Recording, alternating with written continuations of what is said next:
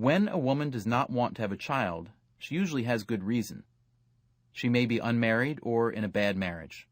She may consider herself too poor to raise a child. She may think her life is too unstable or unhappy, or she may think that her drinking or drug use will damage the baby's health. She may believe that she is too young or hasn't yet received enough education. She may want a child badly, but in a few years, not now. For any of 100 reasons, she may feel that she cannot provide a home environment that is conducive to raising a healthy and productive child. In the first year after Roe v. Wade, some 750,000 women had abortions in the United States, representing 1 abortion for every 4 live births. By 1980, the number of abortions reached 1.6 million, 1 for every 2.25 live births, and it leveled off there. In a country of 225 million people, 1.6 million abortions per year, 1 for every 140 Americans, may not have seemed so dramatic. In the first year after Nicolae Ceausescu's death, when abortion was reinstated in Romania, there was 1 abortion for every 22 Romanians. But still, 1.6 million American women a year who got pregnant were suddenly not having those babies.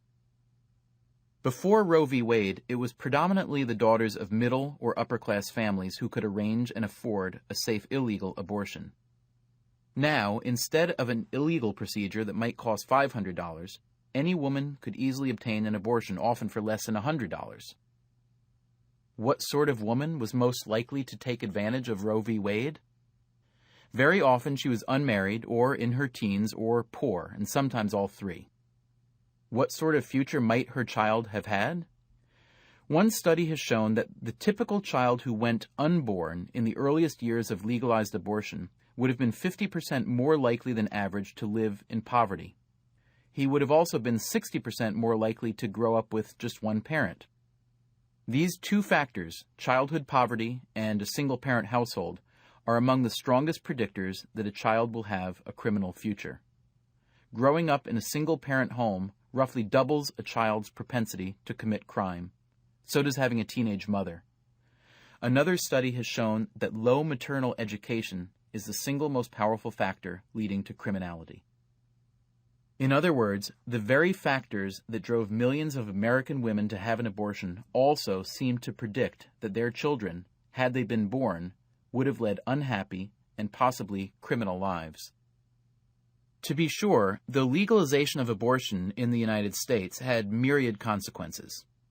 Infanticide fell dramatically. So did shotgun marriages, as well as the number of babies put up for adoption, which has led to the boom in the adoption of foreign babies. Conceptions rose by nearly 30%, but births actually fell by 6%, indicating that many women were using abortion as a method of birth control, a crude and drastic sort of insurance policy. Perhaps the most dramatic effect of legalized abortion, however, and one that would take years to reveal itself, was its impact on crime. In the early 1990s, just as the first cohort of children born after Roe v. Wade was hitting its late teens, the years during which most young men enter their criminal prime, the rate of crime began to fall.